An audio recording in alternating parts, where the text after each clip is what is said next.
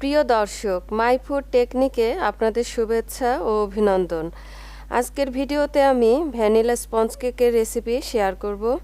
এই কেকটা আমি চুলায় বেক করে দেখাবো। আশা করি আপনাদের কাছে সহজ হবে এই কেকের রেসিপিটি। চলুন তাহলে শুরু করি।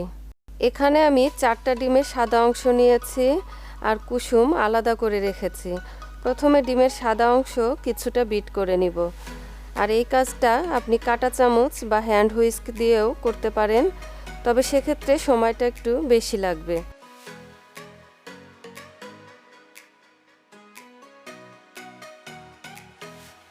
এরকম ফোম তৈরি হলে দিয়ে দিচ্ছি 1 কাপ চিনি। চিনি দিয়ে আবারও কিছুটা বিট করতে থাকবো। যতক্ষণ না চিনি গলে যায় ততক্ষণ পর্যন্ত বিট করতে হবে।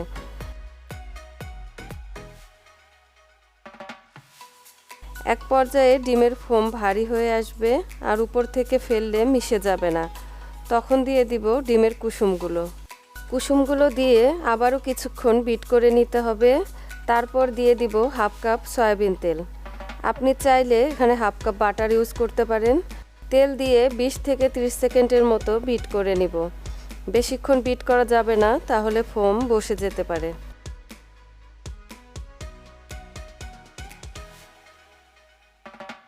তেল দিয়ে বিট করা হলে এবার একটা ছাঁকনিতে 1 কাপ ময়দা নিয়ে নিচ্ছি।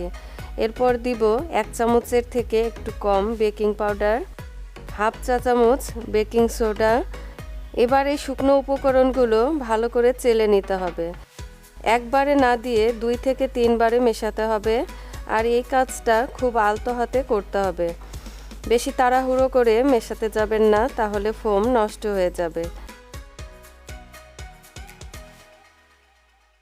এবার দিচ্ছি ভ্যানিলা এসেন্স 1 চামচের মতো, দিয়ে ভালোভাবে মিশিয়ে নিচ্ছি। আমার কেকের ব্যাটারটা রেডি। আমি একটা মোল্ডে আগে থেকে তেল ব্রাশ করে কাগজ বিছিয়ে নিয়েছি। এখন ব্যাটারটা মোল্ডে ঢেলে নিব।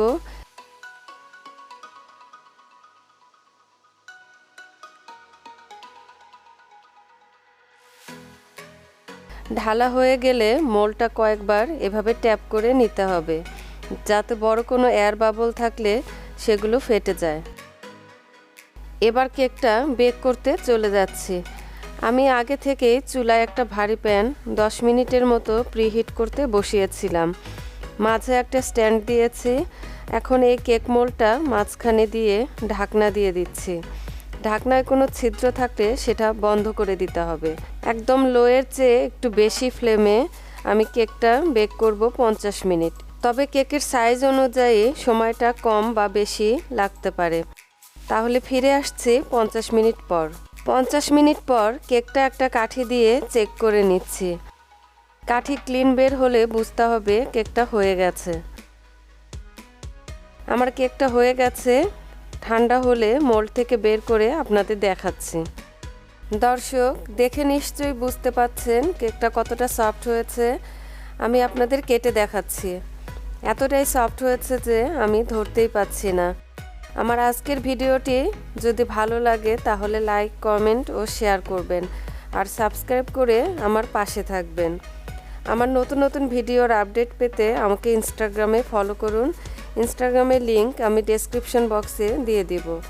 আজ তাহলে বিদায় নিচ্ছি। ভালো থাকবেন, সুস্থ থাকবেন। ধন্যবাদ।